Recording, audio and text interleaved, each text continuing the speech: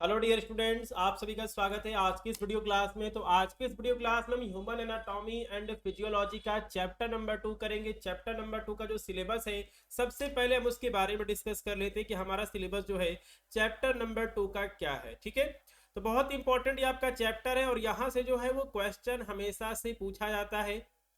और सबसे पहले हम सिलेबस के बारे में बात कर लेते हैं। तो ये आपका सिलेबस है चैप्टर नंबर 2 का, स्ट्रक्चर ऑफ सेल, यानी कि जो कोशिका की संरचना स्ट्रक्चर है हम उसका अध्ययन करेंगे, उससे हम क्वेश्चंस करेंगे। साथ में जो हमारा सेल है उसके अलग अलग जो कंपोनेंट है, पार्ट्स हैं, उनके बारे में जो है, उनके फंक्शन के बारे में जो है वो हम इस चैप्टर में डिस्कस करेंगे। तो ये हमारा पूरा सिलेबस होने वाला है। ठीक है, चलिए तो देखिए स्टूडेंट्स, इस चैप्टर से पहला क्वेश्चन हमने क्या बनाया है। ठीक है, व्हाट इज सेल, ये जो है हमारे यहाँ पर पहला क्वेश्चन है। व्हाट इज सेल, कोशिका क्या होती है। What is cell, right a detail note on function of cell. ठीक है, तो कोशिका क्या है, सेल क्या है और सेल का फंक्शन क्या है, इस चीज के बारे में जो है आज की इस वीडियो में हम यहाँ पे डिटेल से डिस्कस करेंगे। कुछ और भी क्वेश्चन जो है हम उनको सॉल्व करेंगे। ये क्वेश्चन आपसे 5 नंबर का पूछा जा सकता है। तो देखिए, कहने का मतलब ये कि टॉपिक आपको पता होना चाहिए। देखिए, इसी क्वेश्चन को ऐसे भी पूछ सकता है, right a note on sale, यानी कि कोशिका के ऊपर आप एक नोट लिखिए। 3 नंबर का भी जो है क्वेश्चन पूछ सकता है, या फिर आपसे क्वेश्चन पूछ सकता है राइट ए, ठीक है, ठीक है, right a note on function of cell. जो आपका सेल है, कोशिका, उसके फंक्शन के ऊपर जो है एक नोट लिखिए। ठीक है, तो क्वेश्चन चाहे आपसे कुछ भी पूछे, आपको सेल के बारे में पता होना चाहिए, जो भी उसके अलग अलग पार्ट्स उनके बारे में पता होना चाहिए, उसका फंक्शन जो है आपको पता होना चाहिए। ठीक है, चलिए तो सबसे पहले जो है वो हम यहाँ पे थोड़ा सा सेल का जो स्ट्रक्चर है वो हम यहाँ पे समझ लेते हैं। तो देखिए स्टूडेंट्स, जिस तरह आपका मकान बना होता है, जिस तरह आपका मकान बना होता है ईंटों से, जब आपका मकान बनता है तो क्या प्रयोग होती है, ईंटें प्रयोग होती हैं। बहुत सारी ईंटों को जो है आप क्या करते हैं, जोड़ते हैं। बहुत सारी ईंटों को जो हम क्या करते हैं, आपस में जोड़ते हैं। तो ईंटों को जोड़ने से क्या बनता है, मकान बनता है, दीवार बनती है। ठीक है, वैसे ही जो हमारा शरीर है, कोई भी आपका जंतु हो गया, कोई भी आपका जीव हो गया, उसका जो शरीर है वो किससे मिलके बना होता है, कोशिकाओं से मिलके बना होता है, सेल से मिलके बना होता है। ठीक है, तो यहाँ पे जो है एक आपको कोशिका का स्ट्रक्चर जो है आपको यहाँ पे दिख रहा है, आप इसको बड़ी आसानी से ड्रॉ कर सकते हैं। सेल का स्ट्रक्चर जो है आप इसको बड़ी आसानी से जो है आप इसको बना सकते हैं। चलिए हम इसको यहाँ बना देते हैं। ठीक है, ये जो है हमने यहाँ पर सेल का स्ट्रक्चर जो है वो हमने यहाँ पर बना दिया है। ठीक है, चलिए तो देखिए स्टूडेंट्स, जिस तरह आपके घरों में जो है, जो भी आपका मकान बना होता है उसके चारों तरफ क्या होती है, ईंटे की दीवार होती है। वैसे जो है ये आपके कोशिका की दीवार से क्या बोलते हैं, सेल मेम्ब्रेन बोलते हैं। क्या बोलते हैं, सेल मेम्ब्रेन बोलते हैं। थोड़ा सा जो है वो मैं आपके साथ यहाँ पे डिस्कस कर दे रहा हूँ, उसके बाद जो है हम इस चैप्टर को शुरू करेंगे। ठीक है, तो जिस तरह हमारे घर के बाहर क्या है, सेल मेम्ब्रेन है, सॉरी दीवार बनी हुई है ईंटों की, वैसे जो है कोशिका के बाहर क्या है, एक मेम्ब्रेन है। ठीक है, अब देखिए जो आपके घर के बाहर दीवार बनी, उसका काम क्या, उसका काम यह है कि जो आपका घर उसके अंदर जो भी है उसका क्या करना, सुरक्षा रखना, उसको प्रोटेक्शन देना, और कौन घर के अंदर आएगा, कौन घर के बाहर जाएगा, इस चीज को कंट्रोल करना। अगर आपके घरों में दीवार नहीं होता तो कोई भी आपके प्लॉट में आ जाता, कोई भी आपके प्लॉट से बाहर चला जाता, लेकिन आपके घरों के चारों तरफ क्या है, दीवार है। तो इससे क्या है कि जो भी आपके जान पहचान का, जो भी आपके दोस्त हैं या फिर जो भी आपकी फैमिली मेंबर्स है, वही जो है सिर्फ घर में आ सकते हैं। ठीक है, चलिए तो देखिए उसके बाद क्या होता है कि कोशिका के, ठीक है, कोशिका के सेंटर में क्या होता है, एक आपका केंद्रक होता है, न्यूक्लियस होता है। इस चीज को जो है वो मैं यहाँ पर इस कलर से बना दे रहा हूँ।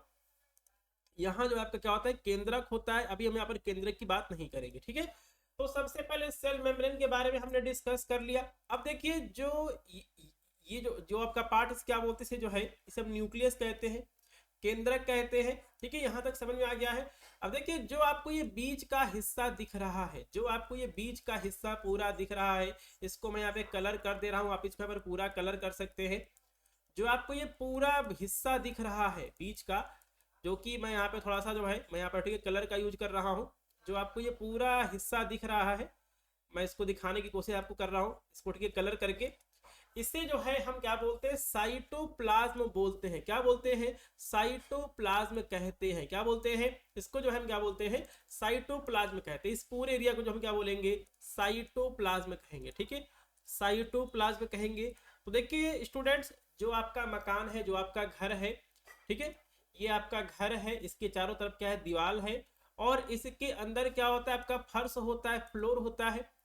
इसके अंदर क्या होगा, इसके अंदर जो है आपका फर्श होगा, फ्लोर होगा, फर्श होगा, यही फ्लोर क्या है आपका साइटोप्लाज्म है। क्या है, साइटोप्लाज्म है। तो सेल मेम्ब्रेन, न्यूक्लियस और साइटोप्लाज्म क्या है, इतना आपको समझ में आ गया। अब देखिए इसी साइटोप्लाज्म के अंदर जो आपको यहाँ पर ये जो है, इसी साइटोप्लाज्म के अंदर जो आपका ये साइटोप्लाज्म है, इसको जो है वो मैंने यहाँ पर ठीक है कलर किया है। इसी के अंदर जो है अलग अलग कोशिकांग पाए जाते। क्या, कोशिकांग, कोशिकांग, कोशिकांग का मतलब क्या है, कोशिका के अंग, कोशिका के अंग। इसको क्या बोलते हैं इंग्लिश में, हम इसको बोलते हैं सेल ऑर्गेनली बोलते हैं। क्या बोलते हैं, सेल ऑर्गेनली कहते हैं। क्या बोलते हैं, सेल ऑर्गेनली हम इसे कहते हैं, जिसको क्या हिंदी में क्या कहते हैं, कोशिकांग कहते हैं। ठीक है, तो सेल के बारे में इतना हमने डिस्कस कर दिया है। अब जो है हम सभी क्वेश्चंस को करना शुरू करेंगे। सेल मेम्ब्रेन क्या है, साइटोप्लाज्म क्या है, कोशिकांग यानी कि सेल ऑर्गेनली क्या है, साइटोप्लाज्म क्या है, इन सभी चीजों को आप यहाँ पे समझ गए होंगे। चलिए, तो यहाँ पर पहला क्वेश्चन हमारा क्या था कि सेल क्या है, व्हाट इज सेल, और right a detail note on function of cell. 5 number का ये क्वेश्चन आपसे एग्जाम में पूछा जा सकता है। ठीक है, चलिए, तो सबसे पहले हम सेल के बारे में लिखेंगे। कोशिका सेल जो है सभी जीवों की मूलभूत इकाई है, बेसिक यूनिट है। ठीक है, तो देखिए जो आपकी कोशिका क्या है, बेसिक यूनिट है, यानी कि कोई भी आपका जीव हो गया वो किससे मिलकर बना होता है, कोशिकाओं से मिलकर बना होता है, ये आपका बेसिक यूनिट होता है। ठीक है, कोशिका जो होती है स्ट्रक्चरल और फंक्शनल यूनिट कहलाती है। यह जो है जीवन की यानी कि लाइफ की स्ट्रक्चरल और फंक्शनल यूनिट होती है, स्ट्रक्चरल और फंक्शनल यूनिट कहलाती है। ठीक है, यहां तक किसी को कोई दिक्कत नहीं होनी चाहिए। चलिए, अब इसके बाद क्या लिखा गया है, रॉबर्ट हुक ने जो है सबसे पहले कोशिका को देखा था। सबसे पहले किसने कोशिका को देखा था, रॉबर्ट हुक ने देखा था। तो देखिए अगर आपको थ्योरी पता रहेगा, अगर आपको जो है सारा मैटर पता रहेगा, कंटेंट पता रहेगा कि हमें कोशिका के बारे में इतनी जानकारी है, तो अगर आपसे एमसीक्यू पूछ रहा है, अगर आपसे 1 नंबर का क्वेश्चन पूछ रहा है, या फिर अगर आपसे एग्जिट एग्जाम में क्वेश्चन पूछ रहा है, तो आप क्वेश्चन का आंसर बड़ी आराम से आप उसको कर लेंगे। ठीक है, चलिए इसके बाद हम चलते हैं अगले पॉइंट पे। एंटोनी वॉन ल्यूवेनहॉक ने जो है सबसे पहले एडवांस माइक्रोस्कोप का उपयोग करके जीवित कोशिका को, लिविंग सेल्स को देखा था। ठीक है, तो जीवित कोशिकाओं को सबसे पहले किसने देखा, या फिर एडवांस माइक्रोस्कोप का उपयोग करके लिविंग सेल्स को, जीवित कोशिकाओं को सबसे पहले जो है वो एंटोनी वॉन ल्यूवेनहॉक ने जो है इसको देखा था। कोशिका के बारे में जो है इतना हमने लिखा है। ठीक है, चलिए कोशिका के बारे में जो है थोड़ा सा हम यहाँ पे और डिस्कस कर लेते हैं। देखिए क्या है कि स्लाइडेन, मैथियस स्लाइडेन, ठीक है, मैथियस स्लाइडेन और थियोडोर स्वान ने जो है सबसे पहले सेल थ्योरी दिया था। ठीक है, तो ये भी जो है आपसे क्वेश्चन पूछ सकता है कि सेल थ्योरी को किसने दिया, कोशिका सिद्धांत को किसने दिया, स्लाइडेन और स्वान ने दिया। ठीक है, सेल थ्योरी क्या है, तो देखिए कोशिका सिद्धांत, सेल थ्योरी ये कहती है कि सभी जो आपके जीव हैं, सभी जीव जो हैं कोशिकाओं से मिलकर बने होते हैं। ठीक है, सभी जीव जो है कोशिकाओं से मिलकर बने होते हैं, और कोशिका यानी कि सेल जो है वो हमारे जीवन की मूलभूत इकाई है, लाइफ की फंडामेंटल यूनिट है। ठीक है, यहां तक किसी को कोई दिक्कत, यहां तक जो है किसी को कोई दिक्कत नहीं होनी चाहिए। और देखिए रूडोल्फ विर्चो ने क्या कहा, रूडोल्फ विर्चो ने जो है ये कहा कि सभी कोशिकाएं जो होती हैं वह पहले से मौजूद कोशिकाओं से उत्पन्न होती हैं, जिसे हम क्या बोलते हैं, कोशिका विभाजन, सेल डिवीजन कहते हैं। ठीक है, तो रूडोल्फ विर्चो ने यह कहा कि सभी नई कोशिकाएं जो होता है, सभी नई कोशिकाएं जो होती हैं, ठीक है, मौजूदा कोशिकाओं से उत्पन्न होती हैं, यानी कि जो कोशिकाएं अभी हैं, सेल्स अभी हैं, उनके डिवीजन से, उनके विभाजन से जो है नई कोशिकाएं बनती है, जिसको कि हम कहते हैं ओमनिश सेलुला ए सेलुला। ठीक है, तो इस चीज को जो है वो यहाँ पर रूडोल्फ विर्चो ने कहा था। ठीक है, तो यहां तक जो है किसी को कोई दिक्कत नहीं होनी चाहिए। कोशिका के बारे में जो है इतनी कहानी हमने लिख दी है, और इतना आपके लिए बिल्कुल भी सफिशिएंट है, पर्याप्त है। ठीक है, चलिए इसके बाद हम चलते हैं अगले पॉइंट पे, जहां पे कि हम डिस्कस करेंगे फंक्शन ऑफ सेल के बारे में, कोशिका के कार्यों के बारे में। ठीक है, फंक्शन ऑफ सेल, आखिरकार जो है कोशिका जो है उसका फंक्शन क्या है। ठीक है, पहला है आपका संरचनात्मक कार्य, स्ट्रक्चरल फंक्शन। देखिए कोई भी जो है ऑर्गेनिज्म, जीव बनेगा ही नहीं जब तक कोशिका नहीं होगी। ठीक है, तो कोशिका जो है जीवों की संरचना, स्ट्रक्चर बनाती है। बिना ईंटों के मकान नहीं बन सकता है, वैसे ही कोई भी आपका जो जीव है वो बिना कोशिका के नहीं बन सकता है। ठीक है, अब देखिए आपने सुना होगा एक कोशिकीय जीव, यूनिसेलुलर ऑर्गेनिज्म और मल्टी सेलुलर ऑर्गेनिज्म। तो जो भी आपके बहुकोशिकीय जीव हैं, मल्टी सेलुलर ऑर्गेनिज्म हैं, इनमें जो है अलग अलग प्रकार की जो कोशिकाएं होती हैं वह टिश्यू और ऑर्गन्स बनाती है। ठीक है, चलिए अगले फंक्शन की बात की जाए जो कि है आपका पोषण और ऊर्जा उत्पादन, न्यूट्रिशन एंड एनर्जी प्रोडक्शन। तो देखिए कोशिका के अंदर माइटोकॉन्ड्रिया पाया जाता है, ठीक है, जो कि क्या बनाता है, ऊर्जा बनाता है, एनर्जी बनाता है। तो देखिए कोशिका जो है भोजन को एनर्जी में बदलती है।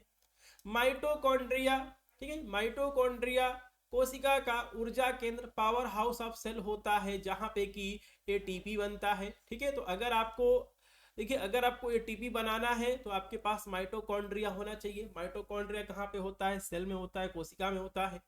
ठीक है, चलिए अगला पॉइंट है आपका जैविक संश्लेषण, बायोसिंथेसिस। तो राइबोसोम को प्रोटीन की फैक्ट्री कहा जाता है। राइबोसोम को क्या कहते हैं, प्रोटीन की फैक्ट्री कहते हैं। राइबोसोम जो होता है प्रोटीन संश्लेषण करता है, प्रोटीन बनाता है। और राइबोसोम कहाँ पाया जाता है, कोशिका के अंदर पाया जाता है, सेल में पाया जाता है। ठीक है, तो अगर सेल नहीं होगी, अगर कोशिका नहीं होगी तो क्या राइबोसोम होगा, नहीं होगा। और अगर राइबोसोम नहीं होगा तो क्या प्रोटीन बनेगा, नहीं बनेगा। ठीक है, इसके अलावा गोल्जी बॉडी जो होती है, जो कि कोशिका के अंदर पाई जाती है, वह प्रोटीन और दूसरे पदार्थों का जो है क्या करती है, संशोधन करती है, मॉडिफिकेशन करती है, उसकी पैकेजिंग का काम करती है। ठीक है, चलिए अगले फंक्शन की बात की जाए, ग्रोथ और डिवीजन, ग्रोथ एंड डिवीजन। देखिए कोई छोटा बच्चा होता है, उसकी उम्र बढ़ती है, उम्र के साथ में जो है उसका जो है शरीर होता है वो भी बढ़ता है। तो आखिरकार उसका शरीर कैसे बढ़ता है, क्योंकि क्या होता है, सेल डिवीजन होता है, कोशिका विभाजन होती है। तो कोशिका विभाजन, सेल डिवीजन के माध्यम से नई कोशिकाएं बनती हैं। ठीक है, कोशिका विभाजन यानी कि सेल डिवीजन के माध्यम से जो है नई कोशिकाएं बनती हैं। और माइटोसिस और मियोसिस जो है दो प्रकार के कोशिका विभाजन है, सेल डिवीजन है। ठीक है, अगला है आपका आनुवांशिक जानकारी का संरक्षण, जेनेटिक इंफॉर्मेशन का स्टोरेज। देखिए जो आपका डीएनए होता है, जो आपका डीएनए होता है वो कहाँ पाया जाता है, न्यूक्लियस, केंद्रक में पाया जाता है। न्यूक्लियस कहाँ पाया जाता है, कोशिका के सेंटर में होता है, केंद्र में होता है। तो न्यूक्लियस जो होता है डीएनए को स्टोर करता है, और जो आपका डीएनए होता है वो जेनेटिक इंफॉर्मेशन, आनुवांशिक जानकारी को जो है सुरक्षित रखने का काम करता है। ठीक है, चलिए अगले फंक्शन की बात की जाए जो कि है आपका ट्रांसपोर्ट यानी कि परिवहन। तो सेल मेम्ब्रेन जो होती है, ठीक है, सेल मेम्ब्रेन जो होती है जिसको कि हम कोशिका झिल्ली कहते हैं, सेल मेम्ब्रेन जो होती है, सेल के अंदर और बाहर कौन आएगा कौन बाहर जाएगा, इस चीज को रेगुलेट करने का काम करती है। सेल मेम्ब्रेन जो है वो सेल के अंदर कौन सा मॉलिक्यूल आएगा, कौन सा आयन आएगा, सेल के बाहर कौन सा मॉलिक्यूल जाएगा, कौन सा आयन जाएगा, इस चीज को जो है नियंत्रित करने का जो कार्य है वो क्या करता है, ट्रांसपोर्ट जो आपके यहाँ पर सेल है वो करती है। और देखिए सेल के अंदर जो है डिफ्यूजन, विसरण और परासरण, ऑस्मोसिस के माध्यम से जो है जो भी आपके सब्सटेंस हैं, आयन्स हैं, मॉलिक्यूल्स हैं, उनका आवागमन हो पाता है। ठीक है, अगले फंक्शन की बात की जाए, अपशिष्ट निष्कासन, वेस्ट रिमूवल। देखिए हमारी सेल के अंदर भी जो है क्या बनता है, वेस्ट मटेरियल बनता है। तो उसको जो है कैसे मैनेज किया जाए, तो देखिए लाइसोसोम, लाइसोसोम जो है हमारे सेल के अंदर पाया जाता है। लाइसोसोम जो होता है अनवांटेड मटेरियल या फिर वेस्ट मटेरियल और जो भी टॉक्सिन्स होते हैं उनको क्या करता है, डिस्ट्रॉय करता है, नष्ट करता है। और इसके अलावा जो है देखिए उत्सर्जन, एक्सक्रीशन और अपघटन, डीकम्पोजिशन के द्वारा जो है जो भी हमारी सेल होती है वेस्ट सब्सटेंसेज को बाहर निकालने का कार्य करती है। ठीक है, अगला है आपका ठीक है, अगला है आपका रिस्पॉन्स टू स्टिमुलाई, उत्तरदायिता। तो देखिए जो भी हमारा एक्सटर्नल एनवायरनमेंट है उसके प्रति रिस्पॉन्स देना जो है हमारी कोशिका का एक बहुत ही महत्वपूर्ण कार्य है। तो कोशिका जो है बाहरी पर्यावरण, एक्सटर्नल एनवायरनमेंट के प्रति रिस्पॉन्स देती है। जो भी हमारा जो ठीक है, जो भी हमारा ठीक है नर्वस सिस्टम है, या फिर कहें कि जो भी हमारा नर्व सेल है, नर्व सेल जो होता है वो अलग अलग जो भी आपके सिग्नल होते हैं उनको ट्रांसमिट करने का कार्य करता है। ठीक है, चलिए एक और फंक्शन के बारे में डिस्कस कर लेते हैं जो कि हमारा है प्रजनन यानी कि रिप्रोडक्शन। तो देखिए जो भी आपकी सेल्स होती हैं उनके अंदर क्या होता है, डिवीजन होता है, विभाजन होता है, जिससे क्या होता है, नई सेल्स बनती हैं, नई कोशिकाएं बनती हैं, जिससे जीवों के अंदर जो है ग्रोथ और रिप्रोडक्शन संभव हो पाता है। ठीक है, तो देखिए स्टूडेंट्स, सेल क्या होती है, कोशिका क्या होती है, कोशिका के अलग अलग कार्य क्या हैं, इस चीज को जो है वो हमने यहाँ पे डिस्कस कर लिया है। मुझे उम्मीद है कि आप इस क्वेश्चन को लिखेंगे, जो इसका आंसर है आप उसको लिखेंगे, जो क्लास की पीडीएफ होगी उसको अपलोड कर दिया जाएगा। तो सेल के बारे में जो है मैंने आपके साथ डिस्कस किया है कि जो सेल का सबसे बाहरी हिस्सा होता है, जैसे कि आपके मकान का सबसे बाहरी हिस्सा जो है दीवार होती है, उसे क्या बोलते हैं, सेल मेम्ब्रेन कहते हैं। क्या बोलते हैं, सेल मेम्ब्रेन जो है हम उसे कहते हैं। ठीक है, अब इस सेल मेम्ब्रेन के अंदर जो है बहुत सारे जो है अलग अलग जो है सेल ऑर्गेनली पाई जाती है, कोशिकांग पाए जाते हैं, उसके बारे में भी जो है वो हम यहाँ पे डिस्कस करेंगे। और सबसे सेंटर में आपको क्या दिख रहा है, न्यूक्लियस दिख रहा है। न्यूक्लियस के अंदर जो है एक न्यूक्लियोलस पाया जाता है। ठीक है, जो आपके यहाँ पर न्यूक्लियस होता है उसका भी अपना एक मेम्ब्रेन है, जिसको कि हम क्या बोलते हैं, न्यूक्लियर मेम्ब्रेन बोलते हैं। ठीक है, कोशिका के अंदर लाइसोसोम पाया जाता है, साइटोप्लाज्म मैंने बताया है, राइबोसोम मैंने बताया है, गोल्जी बॉडी मैंने बताया है, माइटोकॉन्ड्रिया मैंने बताया है, सेंट्रोसोम जो है अभी हम इसके बारे में डिस्कस करेंगे। तो ये सारे नाम आपको याद होने चाहिए और इनका एक एक फंक्शन जो है वो भी अभी हम यहाँ पर डिस्कस करेंगे। ठीक है, चलिए तो इसके बाद हम चलते हैं अगले क्वेश्चन पे। क्वेश्चन नंबर 1 हमारा कंप्लीट हो चुका है। अब हम चलते हैं क्वेश्चन नंबर 2 पे। क्वेश्चन नंबर 2 जो है 2022 के एग्जाम में आ चुका है। ठीक है, क्वेश्चन नंबर 2 जो है एग्जाम में आ चुका है। क्या पूछा गया है, इसमें आपको डायग्राम बनाना है। ठीक है, ड्रॉ ए ठीक है, neat and label diagram of cell. ठीक है, तो आपको जो है कोशिका का एक डायग्राम बनाना है, साफ सुथरा डायग्राम बनाना है, उसकी लेबलिंग करनी है, साथ में describe structure and function of mitochondria. BT UP 2022 5 number का ये क्वेश्चन जो है एग्जाम में पूछा जा चुका है। ठीक है, तो इस क्वेश्चन को भी जो है आज हम यहाँ पे सॉल्व करेंगे। चलिए तो सबसे पहले डायग्राम बनाना जो है वो हम सीख लेते हैं। ठीक है, डायग्राम बनाने में कुछ नहीं है, बिल्कुल इजी जो है आप डायग्राम बना सकते हैं। सबसे पहले जो है आपको इस तरह का एक स्ट्रक्चर बना लेना है। ठीक है, इस तरह का जो है आप एक स्ट्रक्चर बना लीजिए। ठीक है, मेरे साथ बनाएंगे, कहीं कोई दिक्कत नहीं होगी। चलिए उसके बाद क्या करना है, उसके बाद जो है हम क्या कर लेते हैं, हम बीच में जो है इसका न्यूक्लियस बना लेते हैं। ठीक है, थोड़ा सा हम इसको छोटा बना लेंगे, चलिए इतना बड़ा सही है। इसके अंदर जो है हम एक न्यूक्लियोलस बना लेंगे जो कि इस न्यूक्लियस के अंदर रहेगा। ठीक है, अब जो है हम यहाँ पर थोड़ा बहुत क्या करते हैं, नेमिंग कर देते हैं। ठीक है, चलिए हम यहाँ पे जो है हम यहाँ पे नेमिंग कर देते हैं। चलिए तो ये जो है आपका है सेल मेम्ब्रेन, सबसे बाहरी हिस्सा आपका क्या है, सेल मेम्ब्रेन है। सबसे बाहरी हिस्सा आपका सेल मेम्ब्रेन है। ये वाला क्या है, ये वाला आपका जो है, ठीक है, न्यूक्लियस है। हम इसको लिख देंगे न्यूक्लियर मेम्ब्रेन, हम इसको लिख देंगे न्यूक्लियर। एक बार मैं देख लेता हूं, आपको दिख रहा है, बिल्कुल दिख रहा है। आप इसको न्यूक्लियर मेम्ब्रेन लिख देंगे, न्यूक्लियर मेम्ब्रेन हो गया। अंदर वाला हिस्सा क्या है, ये जो है आपका न्यूक्लियस है। मैं यहाँ पे लिख देता हूं न्यूक्लियस। ठीक है, न्यूक्लियस हो गया, सेल मेम्ब्रेन हो गया, न्यूक्लियर मेम्ब्रेन हो गया। ये अंदर वाला जो है आपका क्या है, ये आपका है न्यूक्लियोलस है, न्यूक्लियोलस है। ठीक है, ये जो आपको यहाँ पर पूरा हिस्सा दिखेगा, ये कलर वाला येलो कलर का जो आपको ये पूरा हिस्सा दिखेगा, जो कि यहाँ पर सेल मेम्ब्रेन और न्यूक्लियर मेम्ब्रेन के बीच का जो पूरा हिस्सा, उसे क्या बोलते हैं, उसे हम बोलते हैं साइटोप्लाज्म कहते हैं। तो आप यहाँ पे साइटोप्लाज्म लिख देंगे, साइटोप्लाज्म लिख देंगे, साइटोप्लाज्म लिख दीजिए। ठीक है, और इसके बाद जो है आप इसमें जो है छोटे छोटे राइबोसोम वगैरह बना देंगे। चलिए हम यहाँ पे बना देते हैं, इसमें छोटे छोटे जो है आपके राइबोसोम वगैरह बन जाएंगे। थोड़े से आप इसके अंदर माइटोकॉन्ड्रिया वगैरह बना दीजिए। ठीक है, थोड़े से जो है आप इसके अंदर माइटोकॉन्ड्रिया वगैरह बना दीजिए। ठीक है, थोड़े से आप इसमें जो है, ठीक है, गोल्जी अपैरेटस वगैरह बना दीजिए। इस तरह जो है आप इसके अंदर थोड़ा सा, ठीक है, गोल्जी अपैरेटस जो है आप इसके ऊपर बना सकते हैं। गोल्जी अपैरेटस हो गया, एंडोप्लाज्मिक रेटिकुलम वगैरह हो गया। तो आप जो है इसके अंदर जो है कुछ तरह के जो है वो स्ट्रक्चर्स को आप यहाँ पे ड्रॉ कर सकते हैं, ठीक है। तो आपको नाम याद होने चाहिए, ठीक है। यहाँ पर cell membrane, cytoplasm, nuclear membrane, nucleus, nucleolus, mitochondria बना दीजिए, गोल्जी अपैरेटस बना दीजिए, कुछ लाइसोसोम बना दीजिए, ठीक है। इस तरह करके जो है आप एक सेल का पूरे एक पेज में जो है आप इसका स्ट्रक्चर ड्रॉ कर देंगे, ठीक है। चलिए स्टूडेंट्स, तो इसके बाद जो है हम यहाँ पर डिस्कस कर लेते हैं, ठीक है, माइटोकॉन्ड्रिया के बारे में। तो माइटोकॉन्ड्रिया का भी जो है आप स्ट्रक्चर बना सकते हैं, बहुत ही जो है सिंपल सा स्ट्रक्चर मैं आपको यहाँ पे बना के दिखा देता हूँ, कहीं कोई दिक्कत वाली बात नहीं है।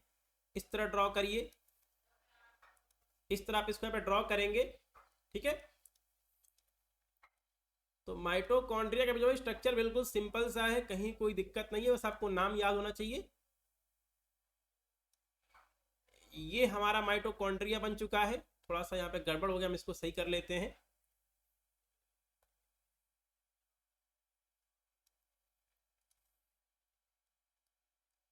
चलिए, ठीक है। और देखिए जो आपके पर माइटोकॉन्ड्रिया होता है डबल मेम्ब्रेन का होता है, इसके अंदर जो है इसके अंदर, ठीक है, 2 मेम्ब्रेन होती है।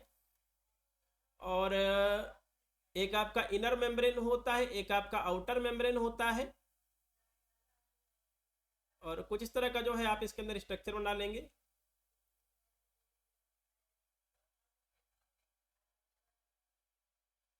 कुछ इस तरह का जो है वो हमने यहाँ पर स्ट्रक्चर बना लिया, ठीक है। एक आपका होगा आउटर मेम्ब्रेन, एक आपका होगा इनर मेम्ब्रेन। थोड़ा सा हम इसको ऐसे बना लेते हैं, ठीक है। एक आपका हो जाएगा आउटर मेम्ब्रेन, आप इसको पूरा लिख देंगे, आउटर मेम्ब्रेन। एक आपका हो जाएगा इनर मेम्ब्रेन।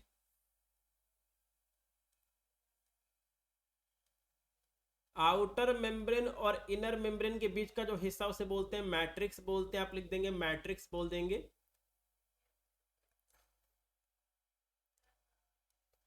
मैट्रिक्स या फिर इंटर मेम्ब्रेन स्पेस भी आप इसको लिख सकते हैं, कोई दिक्कत वाली बात नहीं है।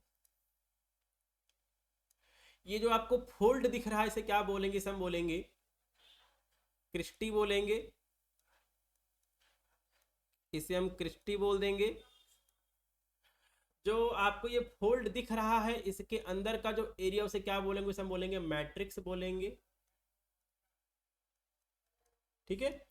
इनर मेम्ब्रेन और आउटर मेम्ब्रेन के बीच का जो हिस्सा उसे क्या बोलेंगे, उसे हम बोलेंगे इंटर मेम्ब्रेन स्पेस बोलेंगे। मैं यहाँ पे लिख दे रहा हूं inter, INTER, membrane MEMBRAN, inter membrane space हम बोलेंगे, ठीक है। तो यहाँ पे माइटोकॉन्ड्रिया का भी जो है वो हमने यहाँ पर स्ट्रक्चर बना दिया है, ठीक है। अब जो है हम यहाँ पे माइटोकॉन्ड्रिया के स्ट्रक्चर के बारे में, उसके फंक्शन के बारे में जो है वो हम डिस्कस कर लेंगे, ठीक है। पहली हेडिंग है हमारी माइटोकॉन्ड्रिया। थोड़ा सा जो है हम यहाँ पे माइटोकॉन्ड्रिया के बारे में डिस्कस कर लेते हैं। अगर आपसे क्वेश्चन पूछता है right a note on mitochondria, इस क्वेश्चन को भी जो है वो मैं यहाँ पे लिख दे रहा हूँ, कहीं कोई दिक्कत नहीं होनी चाहिए। एक और जो है आपसे यहाँ से क्वेश्चन पूछ सकता है right a note on structure of mitochondria. Mitochondria ये भी जो है आपसे क्वेश्चन पूछ सकता है, ठीक है। या फिर आपसे क्वेश्चन पूछ सकता है राइट ए नोट ऑन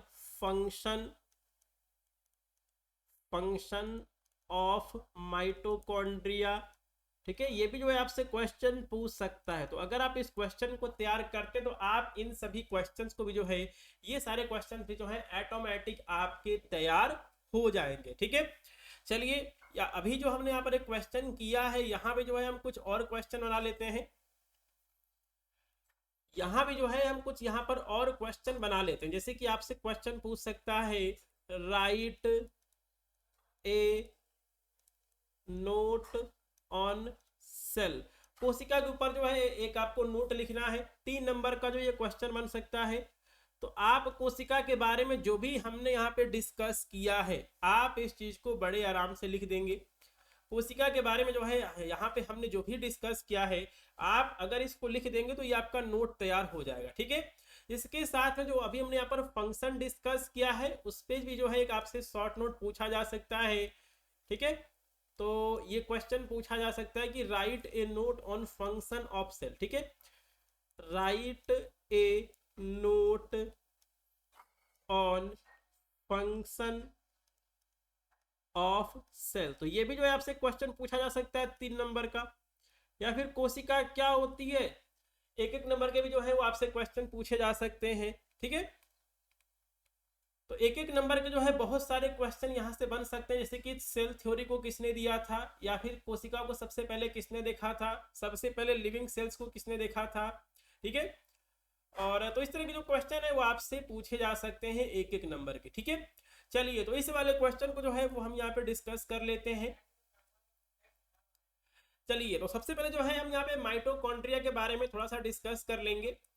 देखिए माइटोकॉन्ड्रिया को जो है कोशिका का पावर हाउस ऑफ सेल कहा जाता है, क्योंकि ये क्या बनाता है, एटीपी बनाता है।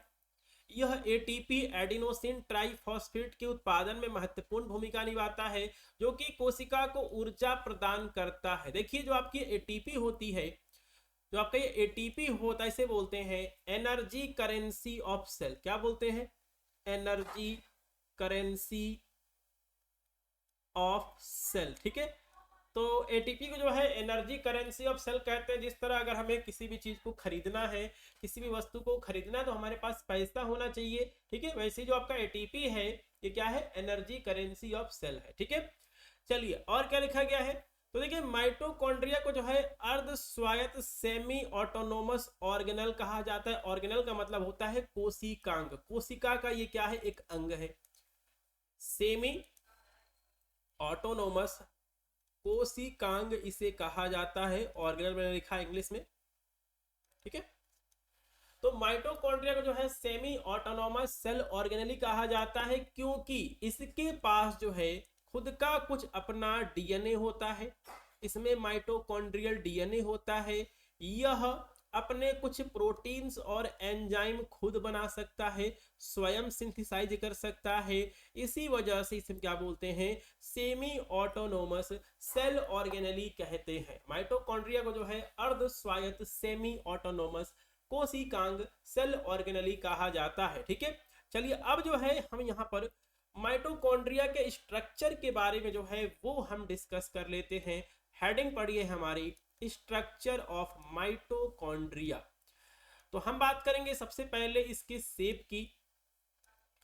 तो देखिए माइटोकॉन्ड्रिया का जो आकार होता है वो क्या हो सकता है, ओवल हो सकता है, या फिर थोड़ा सा ये इलोंगेटेड हो सकता है, लंबा हो सकता है, जैसे हमने यहाँ पर एक स्ट्रक्चर बनाया है, ठीक है। उसके बाद इसमें जो है एक आपको आउटर मेम्ब्रेन देखने को मिलता है, बाहरी झिल्ली देखने को मिलती है। इसके बारे में थोड़ा सा डिस्कस कर लेते हैं। तो माइटोकॉन्ड्रिया की बाहरी झिल्ली आउटर मेम्ब्रेन क्या होती है, पतली परत होती है, थिन लेयर होती है, जो कि पूरे माइटोकॉन्ड्रिया को चारों तरफ से घेरे रखती है। आउटर मेम्ब्रेन जो होती है वो क्या होती है, परमिएबल होती है, पारगम्य होती है, जिसके द्वारा छोटे छोटे मॉलिक्यूल्स जो हैं माइटोकॉन्ड्रिया के अंदर जा सकते हैं, ठीक है। यहां तक किसी को कोई दिक्कत नहीं होनी चाहिए। चलिए अगला पॉइंट है आपका आंतरिक झिल्ली, इनर मेम्ब्रेन। तो माइटोकॉन्ड्रिया की आंतरिक झिल्ली, इसका जो यहाँ पर इनर मेम्ब्रेन होता है क्या होता है, थोड़ा सा मोटा होता है। और इनर मेम्ब्रेन के अंदर जो है बहुत तरह के जो क्या होते हैं, फोल्ड्स होते हैं, मुड़े होते हैं, ठीक है, मुड़ी होती हैं, जिन्हें क्रिस्टी कहते हैं। तो देखिए स्टूडेंट्स, जो आपका यहाँ पर इनर मेम्ब्रेन होता है उसमें एटीपी एडिनोसिन ट्राइफॉस्फेट के उत्पादन के लिए जरूरी एंजाइम्स और दूसरे प्रोटीन पाए जाते हैं, ठीक है। तो माइटोकॉन्ड्रिया का जो इनर मेम्ब्रेन होता है वो क्या होता है, थोड़ा सा मोटा होता है, थिक होता है, और इसके अंदर अलग अलग जो है, इसमें जो है कई प्रकार की जो है फोल्ड्स होते हैं, तहे होती हैं, जिससे क्रिस्टी कहते हैं। क्रिस्टी होने की वजह से जो आपका माइटोकॉन्ड्रिया है उसके अंदर का जो एरिया होता है वो क्या होता है, बढ़ जाता है। और इसी इनर मेम्ब्रेन में जो है एटीपी बनने के लिए जो भी एंजाइम्स लगते हैं, जो भी प्रोटीन्स लगते हैं, वो इसी इनर मेम्ब्रेन में पाए जाते हैं, ठीक है। अगला है आपका क्रिस्टी। तो जो आपका क्रिस्टी होता है क्या होता है, इनर मेम्ब्रेन का क्या होता है, फोल्ड्स होता है। क्रिस्टी जो होता है एटीपी के उत्पादन के लिए आवश्यक एंजाइम्स और प्रोटीन को ये इकट्ठा करता है। और ये माइटोकॉन्ड्रिया के ऊर्जा उत्पादन क्षमता को ये बढ़ाने का काम करते हैं। ठीक है, अगला पॉइंट है आपका स्वतंत्र डीएनए। ठीक है, माइटोकॉन्ड्रियल डीएनए। तो देखिए जो आपका माइटोकॉन्ड्रिया होता है उसके पास खुद का डीएनए होता है। ठीक है, माइटोकॉन्ड्रिया के पास जो है अपना स्वयं का डीएनए यानी कि माइटोकॉन्ड्रियल डीएनए होता है, जिसकी वजह से जो है यह अपनी एक्टिविटी को कंट्रोल कर सकता है और कुछ प्रोटीन खुद ही बना सकता है।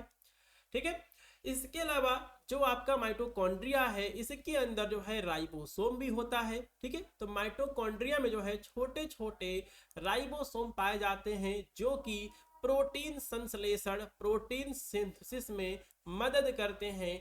ये राइबोसोम माइटोकॉन्ड्रियल डीएनए द्वारा बनाए गए प्रोटीन का निर्माण करते हैं। ठीक है, तो यहां तक हमने स्ट्रक्चर के बारे में डिस्कस कर लिया है कि जो आपका माइटोकॉन्ड्रिया होता है उसका शेप क्या है। इसमें एक आउटर मेम्ब्रेन होती है, एक आपकी इनर मेम्ब्रेन होती है। ठीक है, और इसके पास जो है अपना खुद का माइटोकॉन्ड्रियल डीएनए होता है। ये आपका सेमी ऑटोनोमस होता है, ये खुद का कुछ प्रोटीन बना सकता है, एंजाइम बना सकता है। ठीक है, अब जो है हम इसके फंक्शन के बारे में डिस्कस कर लेते हैं। ठीक है, फंक्शन ऑफ माइटोकॉन्ड्रिया। तो पहला फंक्शन तो आप सभी को पता है, लेकिन हमने यहाँ पर हेडिंग डाल के लिखा है ऊर्जा उत्पादन, एनर्जी प्रोडक्शन। तो माइटोकॉन्ड्रिया को power house of the cell कहा जाता है क्योंकि यह कोशिका यानी कि सेल के लिए एटीपी का उत्पादन करता है, एटीपी बनाता है। ठीक है, दूसरा है आपका श्वसन प्रक्रिया, सेलुलर रिस्पिरेशन। तो देखिए माइटोकॉन्ड्रिया जो होता है ऑक्सीजन की सहायता से ग्लूकोज और जो भी आपके दूसरे न्यूट्रिएंट्स हैं उनको तोड़कर एनर्जी उत्पन्न करता है। तीसरा है आपका सेल मेटाबॉलिज्म, कोशिका उपापचय। देखिए मेटाबॉलिज्म का सिंपल सा मतलब यही होता है कि जो भी हमारा सेल है उसके अंदर जो है बहुत सारी केमिकल रिएक्शन चलती रहती है। एक केमिकल से दूसरा केमिकल बन रहा है, कार्बोहाइड्रेट से प्रोटीन बन रहा है, प्रोटीन से कार्बोहाइड्रेट बन रहा है। मतलब देखिए बहुत सारी रिएक्शन है वो हमारे शरीर के अंदर चलती रहती है, उसे क्या बोलते हैं, मेटाबॉलिज्म कहते हैं। ठीक है, तो देखिए जो आपका माइटोकॉन्ड्रिया होता है आपका अमाइनो एसिड हो गया, फैटी एसिड्स हो गया, और जो भी आपके यहाँ पर दूसरे मॉलिक्यूल्स हैं उनके मेटाबॉलिज्म में सहायता करता है। चौथा है आपका एपोप्टोसिस, प्रोग्राम सेल डेथ। तो देखिए माइटोकॉन्ड्रिया जो होता है हमारी सेल की जो नेचुरल डेथ है, प्राकृतिक मृत्यु को नियंत्रित करने में महत्वपूर्ण भूमिका निभाता है। ठीक है, अगला है कैल्शियम आयन का स्टोरेज। ठीक है, कैल्शियम आयन स्टोरेज। तो यह जो है कोशिका के अंदर, सेल के अंदर कैल्शियम का संतुलन बनाए रखता है, उसका बैलेंस बनाए रखता है और संकेत संचार, सिग्नलिंग में मदद करता है। जिस तरह जो है हमारे पास टावर लगे होते हैं जिसके माध्यम से जो है हम जो है ठीक है दूसरे लोगों से संपर्क बना सकते हैं, वैसे ही जो हमारी कोशिका होती है वो दूसरी कोशिकाओं से संपर्क बनाए रखने के लिए जो है वो इसका प्रयोग करती है। ठीक है, और एक और पॉइंट है गर्मी उत्पादन, हीट प्रोडक्शन। तो कुछ विशेष प्रकार की कोशिकाओं में जो है माइटोकॉन्ड्रिया शरीर के तापमान को बनाए रखने के लिए ऊष्मा यानी कि हीट का उत्पादन करता है। ठीक है, तो माइटोकॉन्ड्रिया का स्ट्रक्चर हमने डिस्कस कर लिया, माइटोकॉन्ड्रिया का फंक्शन हमने डिस्कस कर लिया, साथ में जो है कोशिका का स्ट्रक्चर ऑफ सेल जो है वो हमने बनाना सीखा, साथ में जो है हमने नेमिंग भी जो है वो हमने किया हुआ है इस क्वेश्चन में। तो ये क्वेश्चन जो है प्रीवियस ईयर का क्वेश्चन है, बहुत इंपॉर्टेंट है, और अगर आप इस क्वेश्चन को तैयार करते हैं तो ये वाले जो आपके क्वेश्चंस हैं ये भी जो है आपके क्या हो जाएंगे, प्रिपेयर हो जाएंगे। बाकी एक नंबर वाले तो आपके सारे क्वेश्चन ऑटोमेटिक प्रिपेयर होते चले जाएंगे अगर आप सभी क्वेश्चंस को तैयार करते हैं। ठीक है, चलिए स्टूडेंट, तो इसके बाद हम चलते हैं अगले क्वेश्चन पे जो कि बहुत इंपॉर्टेंट है। 2023 एग्जाम में ये क्वेश्चन पूछा जा चुका है। Right a note on nucleus. Nucleus के ऊपर नोट लिखना है। बीटी यूपी 2023 में जो है ये क्वेश्चन 5 नंबर का पूछा जा चुका है। ठीक है, चलिए तो एक सेकेंड हम यहाँ पर सेल का स्ट्रक्चर बना लेते हैं फटाफट से। ये हमारा सेल का स्ट्रक्चर है और इस सेल के जो है सेंटर में क्या है, केंद्रक पाया जाता है, न्यूक्लियस पाया जाता है। चलिए मैं यहाँ पर नेमिंग कर दे रहा हूं। ये आपका क्या है, ये आपका सेल मेम्ब्रेन है, शॉर्ट में मैंने लिख दिया है।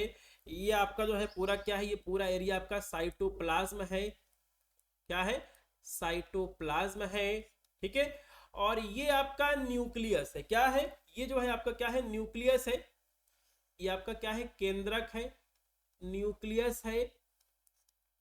और इसके बाहर वाला जो हिस्सा क्या है आपका, ठीक है, न्यूक्लियर मेम्ब्रेन है। न्यूक्लियस, न्यूक्लियर मेम्ब्रेन जो कि क्या करती है, न्यूक्लियस को कवर करने का काम करती है चारों तरफ से।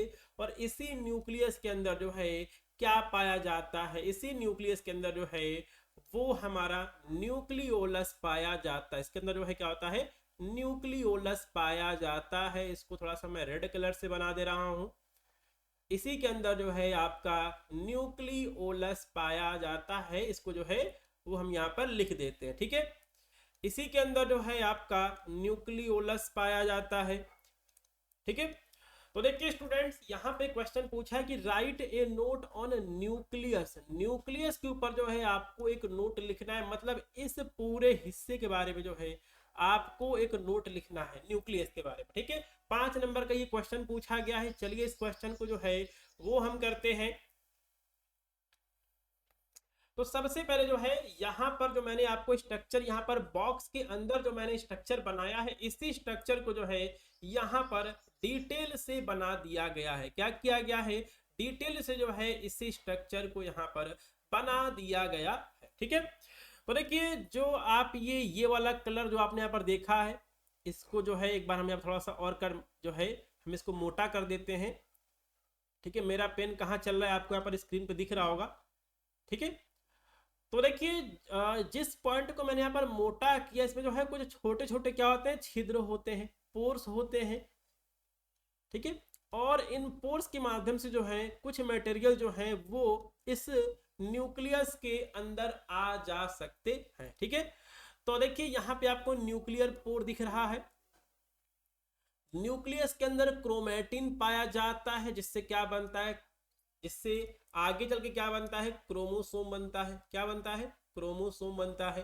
क्रोमैटिन से क्या बनेगा, क्रोमोसोम बनेगा। न्यूक्लियस के अंदर न्यूक्लियोलस पाया जाता है, जिससे कि हम, ठीक है, इसे जो है इसके अंदर न्यूक्लियोलस पाया जाता है। और देखिए जो आपका न्यूक्लियस है, देखिए जो आपका न्यूक्लियस है, एक बार मैं यहाँ पे बनाता हूं।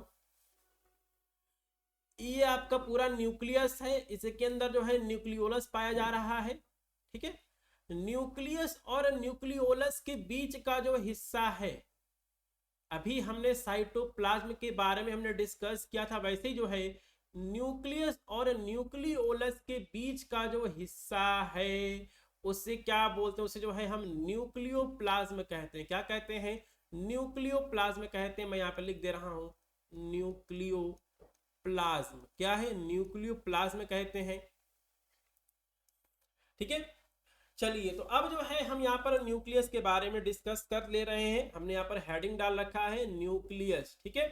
अब देखिए ये क्वेश्चन 5 नंबर का पूछा गया, तो हम यहाँ पे न्यूक्लियस के बारे में लिखेंगे, साथ में हम इसके फंक्शन के बारे में भी जो है वो हम डिस्कस करेंगे। और साथ में अगर आप यहाँ पे डायग्राम बना देते हैं तो बहुत अच्छी बात हो जाएगी, 5 में 5 नंबर आपको आराम से मिल जाएगा, ठीक है।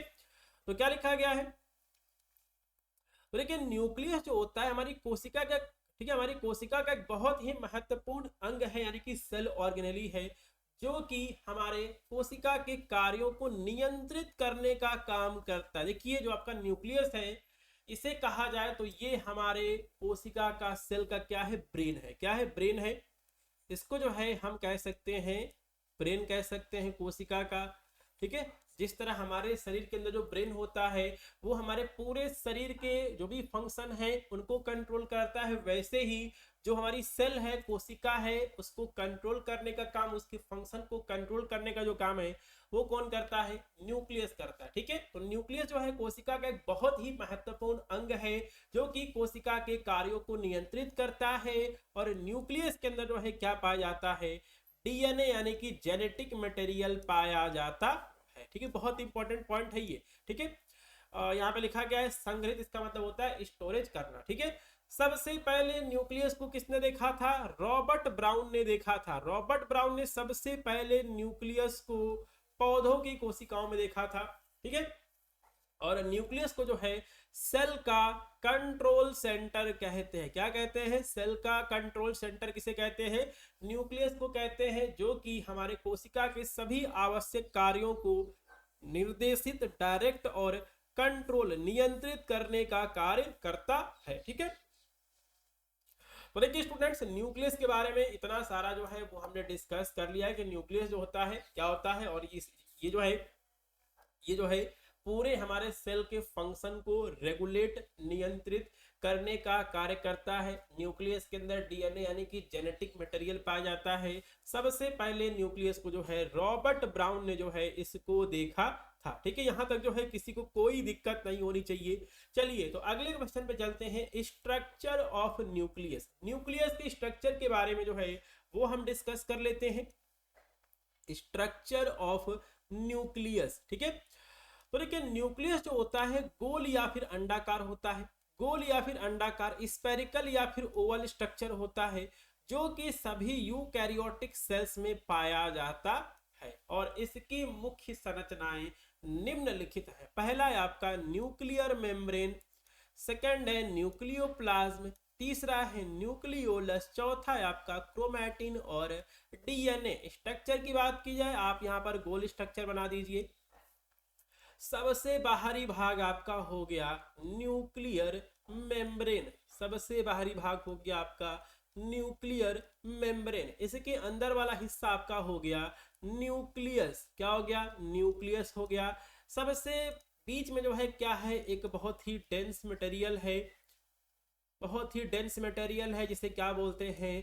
न्यूक्लियोलस कहते हैं। न्यूक्लियोलस लिख दीजिए, न्यूक्लियोलस लिख दीजिए। ठीक है, और ये पूरा बीच वाला हिस्सा क्या है आपका? न्यूक्लियोप्लाज्म है, न्यूक्लियोप्लाज्म है। इसको हम यहाँ पे येलो कलर से बना देते हैं, कहीं कोई दिक्कत वाली बात नहीं है। पूरा जो है आप यहाँ पर बीच में येलो कर देंगे, वो क्या है? न्यूक्लियोप्लाज्म है आपका।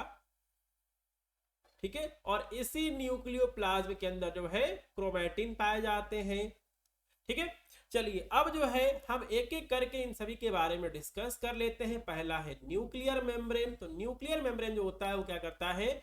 न्यूक्लियस को चारों तरफ से घेरे रखता है और इसे साइटोप्लाज्म से अलग करता है। ठीक है, न्यूक्लियस जो होता है, ठीक है, न्यूक्लियस के चारों तरफ न्यूक्लियर मेम्ब्रेन पाई जाती है, जो कि इसको जो है साइटोप्लाज्म से अलग करता है। न्यूक्लियर मेम्ब्रेन पे छोटे छोटे पोर्स होते हैं, जो कि न्यूक्लियस और साइटोप्लाज्म के बीच में जो भी आपके मटेरियल्स हैं उनके एक्सचेंज को जो है ये अलाउ करते हैं।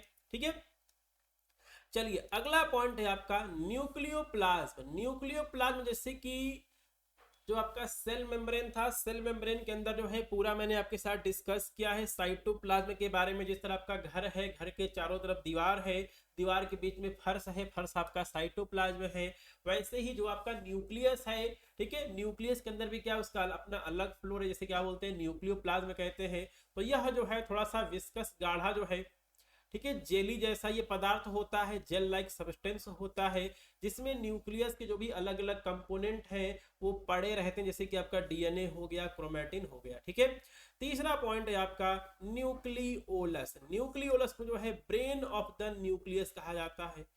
यह न्यूक्लियस का ब्रेन होता है। कौन? न्यूक्लियोलस। यह आरएनए, राइबोन्यूक्लिक एसिड और प्रोटीन से मिलकर बना होता है। न्यूक्लियोलस जो होता है राइबोसोमल आरएनए बनाता है। देखिए बहुत इंपॉर्टेंट पॉइंट यहाँ पे लिखा गया है।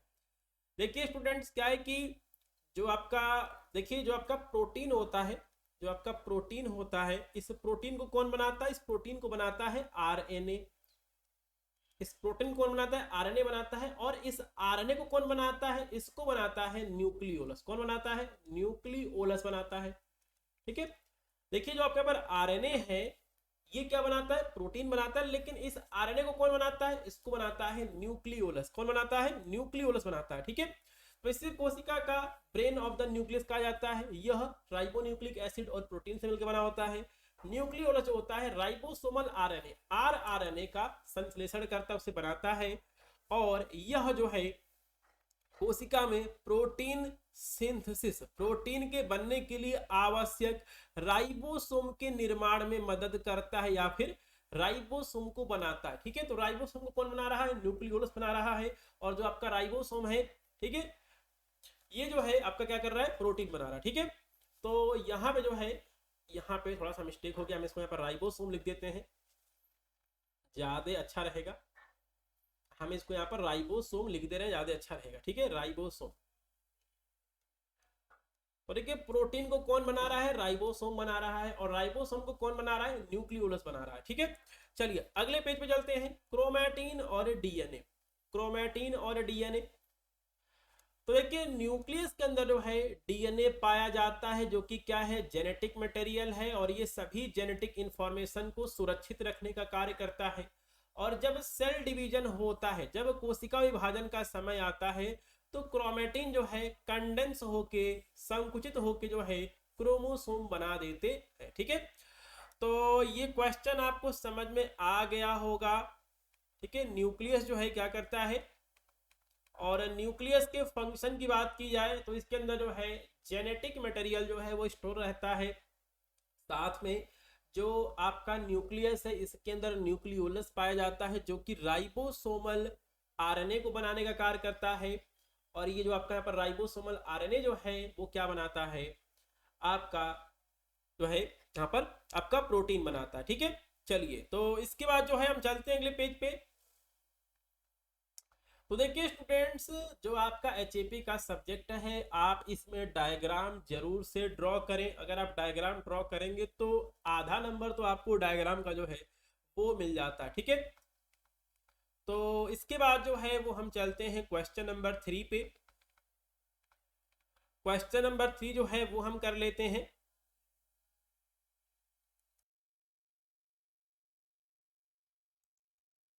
तो स्टूडेंट्स इसके बाद हम चलते हैं क्वेश्चन नंबर 3 पे। क्वेश्चन नंबर 3 पूछा गया है, right a note on ribosome. Ribosome के ऊपर जो है हमें एक नोट लिखना है।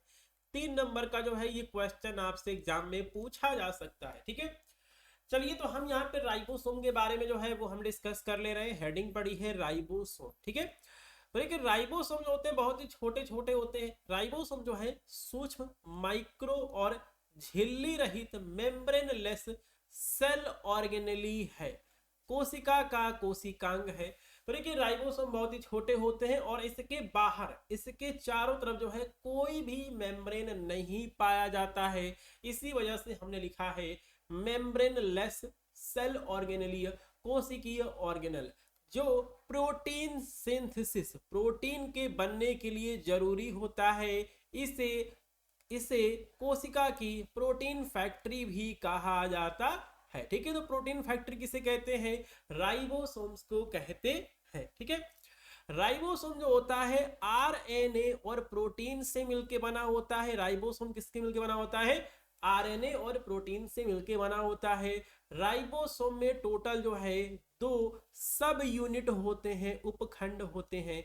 पहला है आपका स्मॉल सब यूनिट, छोटी इकाई, स्मॉल सब यूनिट, ठीक है। छोटी इकाई की बात की जाए, छोटी इकाई जो होती है यह मैसेंजर आरएनए को पढ़ने का कार्य करती है, ठीक है। छोटी इकाई जो होती है वो क्या करती है, एमआरएनए को पढ़ने का कार्य करती है। और एक आपकी होती है बड़ी इकाई, लार्ज सब यूनिट, यह क्या करती है, अमाइनो एसिड्स को आपस में जोड़ के क्या बनाती है, प्रोटीन बनाती है, ठीक है। तो देखिए स्टूडेंट्स, जब बहुत सारे अमाइनो एसिड आपस में जुड़ जाते हैं तो क्या बनाते हैं, प्रोटीन बनाते हैं, ठीक है। जब बहुत सारे अमाइनो एसिड आपस में जुड़ जाएंगे पेप्टाइड बॉन्ड के द्वारा तो क्या बनाएंगे, प्रोटीन बनाएंगे। तो जिस तरह हमारा मकान, जिस तरह हमारा घर जो है बहुत सारी ईंटों से मिलके बना है, वैसे ही जो आपका प्रोटीन है वो बहुत सारे अमाइनो एसिड के आपस में जुड़ने से बना है, ठीक है। तो प्रोटीन का बेसिक बिल्डिंग यूनिट क्या है, या फिर प्रोटीन का जो है स्ट्रक्चरल या फिर फंक्शनल यूनिट क्या है, अमाइनो एसिड है। इसके बारे में जो है वो हम पढ़ेंगे डी फार्मा सेकेंड ईयर में बायोकेमिस्ट्री सब्जेक्ट में, ठीक है। चलिए अब हम चलते हैं अगले पेज पे। तो देखिए स्टूडेंट्स, राइबोसोम 2 तरह के होते हैं। पहला होता है 70S राइबोसोम, जो कि प्रोकैरियोटिक सेल में पाया जाता है, और एक आपका होता है 80S राइबोसोम, जो कि आपका यूकैरियोटिक सेल में पाया जाता है, ठीक है। अगर बात की जाए राइबोसोम के बारे में थोड़ा सा और डिस्कस करें तो एक आपका होता है फ्री राइबोसोम।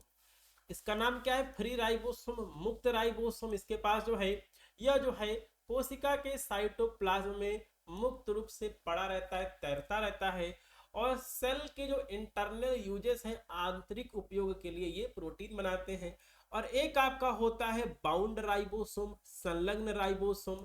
यह जो होता है रफ एंडोप्लाज्मिक रेटिकुलम के सरफेस से ये जुड़ा रहता है, और ये जो है आपका प्रोटीन बनाता है। ये भी जब क्या करता है, प्रोटीन बनाता है।